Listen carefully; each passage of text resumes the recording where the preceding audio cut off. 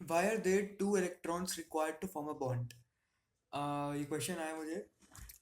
जैसे कि हमारे पास अगर वेकेंट ऑर्बिटल है, मान लो हमारे पास एक कार्बोकेटायन है CH3+, और हमारे पास एक है हमारा O- आयन, ऑक्सीजन का मोनोवेलेंट आयन है हमारे पास -1 चार्ज वाला।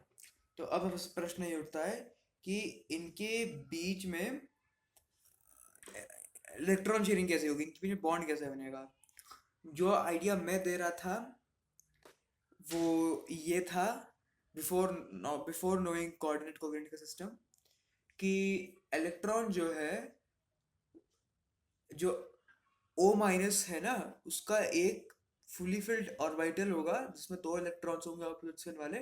उनमें से एक इलेक्ट्रॉन जो है वो सबसे पहले कार्बोकेटायन पे ट्रांसफर हो जाएगा, फिर वो बॉन्डिंग करेंगे।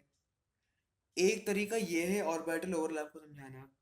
एक और तरीका ऑर्बिटल ओवरलैप को समझाना, और ये एक्चुअल में ये बेहतर है समझा बॉन्ड को एक्चुअल में समझाने के लिए, क्योंकि जब एक वेकेंट ऑर्बिटल और लोन पेयर के बीच में जब हम एक बॉन्ड बना रहे हैं, तो सारे इलेक्ट्रॉनों का कंट्रीब्यूशन तो एक्चुअल में लोन पेयर वाले एटम का है ना।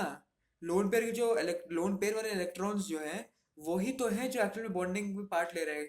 ये जो अपना वेकेंट ऑर्बिटल वाला जो एटम है, उसका कोई भी इलेक्ट्रॉन बॉन्डिंग में पार्ट नहीं ले रहा है। तो इस वजह से भी मैं कह सकता हूँ, इस वजह से ही कह सकता हूँ रादर, कि जो मेरा कॉन्सेप्ट था टू एक्सप्लेन बॉन्डिंग कि between vacant orbital and lone pair, वो गलत है, हो जाता है मेरा। फिर से मैं बता दूं मेरा क्यों गलत हो जाता है, क्योंकि वो एक्सप्लेन नहीं कर पाता है कि जो दोनों इलेक्ट्रॉन्स हैं वो एक्चुअल में एक ही एटम से निकल रहे हैं।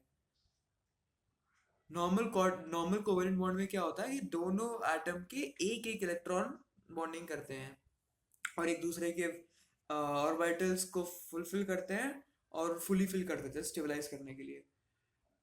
मेरे में मेरे मॉडल में दिक्कत क्या है कि एक ही कि दो इलेक्ट्रॉन है, दो है यहाँ, जीरो है यहाँ, तो एक यहाँ जा रहा है और फिर ही बॉन्डिंग कर रहे हैं, मगर ये झूठ हुआ ना, क्योंकि दोनों इलेक्ट्रॉन तो असल में ये हैं। और जो मेरा मॉडल है वो कह रहा है इसके पास भी एक इलेक्ट्रॉन है, क्योंकि झूठ है इसलिए।